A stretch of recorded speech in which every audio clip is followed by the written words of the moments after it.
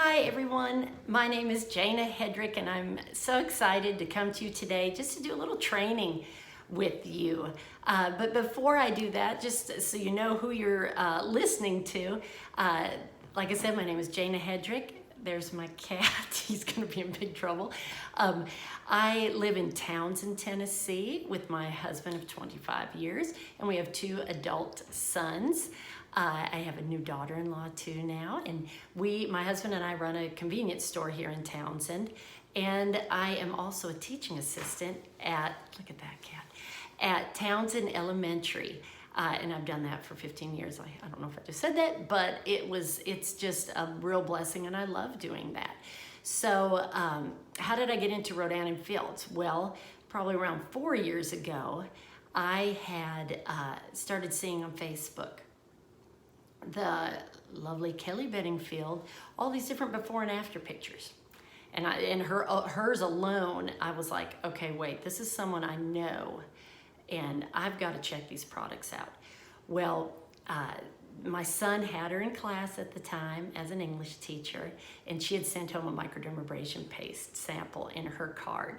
So I just kept watching her. So that piqued my curiosity, and sure enough, long story short, I signed up. But I signed up because I was just looking for great anti-aging skincare. I was no way looking for anything else to add to my plate. I had those 2 jobs, and then I was a youth leader at our church at the time, and did work tremendous just hours with that. But so when she asked me, she said, "Would you like to sell? Would you consider that?" And I said, "Oh, I'm not a salesperson for one, and I'm so busy." Have you heard that before? So, and then she said, "Well, would you like to sit down and talk about it?" So again, one other thing she said to me that then I thought, okay, yeah, let me hear about this. She said that at that time, was like 4 years ago, she was making 1/3 of her teaching salary. And I was like, oh my gosh, with one son already in college, another one getting ready to go into college, I thought maybe this could help some, at least pay for my products, pay for the boys' books. And I just felt a real prodding in my heart from God that I should do this. I mean, way out of my comfort zone, way out. And so I kind of went through that first year, I said, I could write a book on how not to be a successful consultant the first year. I didn't get my first consultant till my 11th month.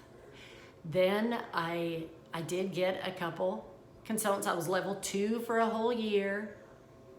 I kept telling Kelly Bedingfield, don't give up on me. I'm still working it. And so, and then that's what brings me, this right here, brings me to what I want to train on tonight, and that is recruiting. The 5 B's of recruiting, I've wrote it. That must be my Baptist background that makes me do that in teaching. But just some things that maybe will help you, and that's when my business changed. And so my first B with recruiting is belief. Well, number 1, I had to have belief in myself that I could do it. There's a meme with Wonder Woman. I love that Wonder Woman movie. It came out last year. It's just awesome. And it said, this meme with Wonder Woman, it said, no one is you, and that is your power. No one is you. God gives us all great gifts and abilities. And that is what makes you special. We're all different. We're all, not all of us are the same. And that's what makes us successful in this business, I think. We attract so many different kinds of people. But having that belief in yourself, having the belief in this company, the doctors, having belief in this business model. And what happened with me when it just really like a lightning bolt hit me was I went to convention in 2016. And when I got out to Las Vegas, I realized, oh my gosh, I am part of something so much bigger than I thought I was. And that's when it hit me. I thought, I'm not coming back to convention unless I'm a level 5. I was a level 2 at that time. And so afterwards then Kelly said, so you want to be level 5? I said, more than anything. She said, then, that these are some steps you need to do. So I'm going to get to that in just a second, another one of our B's. But that I had to start building and reaching out to people and being consistent. The Facebook, I remember getting on Facebook or thinking, gosh, no one's looking at my posts. Well, now that I've been in business for a long time, I realize people are watching.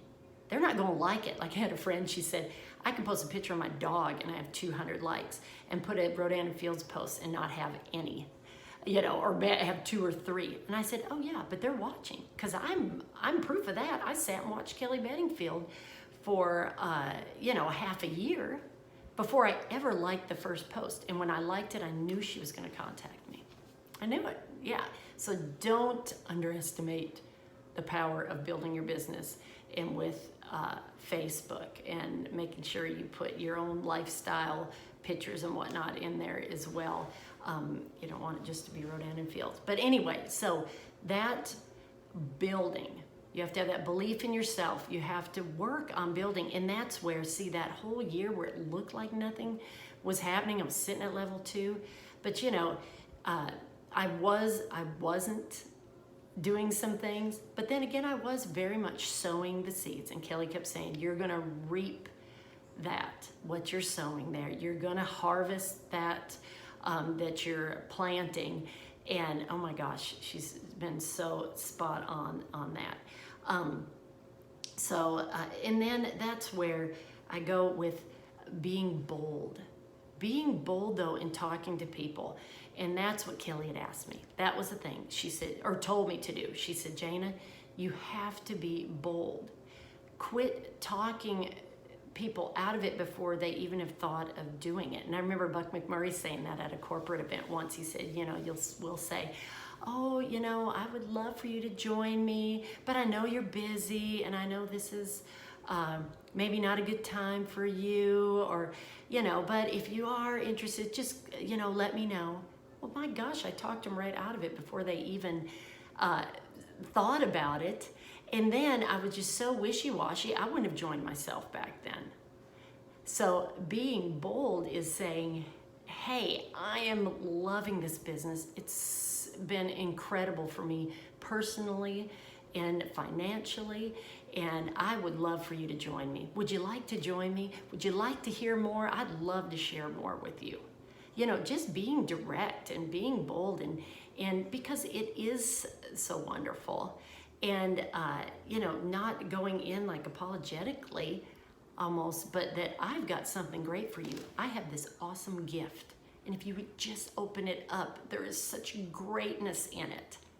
That's how we need to go to people. That's exactly. And then, so we have belief and build, and then being bold. And then what we have to do is just letting people know the blessing that it is. Blessing that, there are people that need this opportunity. We're not bothering people. Sorry, my eye's itching. It's not a bother. We're sharing something great with them. And I see just within my own team what a blessing it is to so many people, whether it's financial, more so look at how many people need community, guys. I had heard on K-Love Radio from Knoxville, and it had said, Christian radio, and it had said that women weren't meant to compete against one another, but to complete one another. And I thought, oh my goodness, that is so true. And this business is such a great example of that. How we complete one another and how we help each other, because we are so hard on ourselves. We're so hard on ourselves. And so that's why this community of encouraging, uplifting is great. It's like why we all love Becky Crenshaw so much. My goodness, she's uplifting, she's encouraging. Be that. We need to be that. And then the big thing, I think, being real. Just being real. We always talk about being transparent, and it's true. We don't have to try to push this on anybody. We don't have to try to sell them on why this is great. We can just share our honest opinion and why we think this would be great for someone no false claims, let's see, you know, and just being just very transparent, I think. And that's even where I've had some people say, well, I just don't want to be pushy with someone. And that's when I said, well, are you a pushy person? And they're like, well, no. And I said, then you're not going to be with this.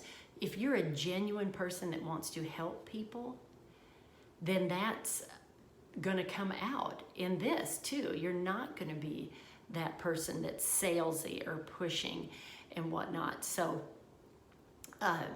you know, and it boils down to that there is so much. I mean, think of the blessing that this business is. I look now at how my why has changed. Where it first started out with, it was just to help with my boys going to college, pay for my products, and it's turned into now I realize where I'm an empty nester. So my kids being gone left this void in me. And what am I? I'm a nurturer, and I love helping people.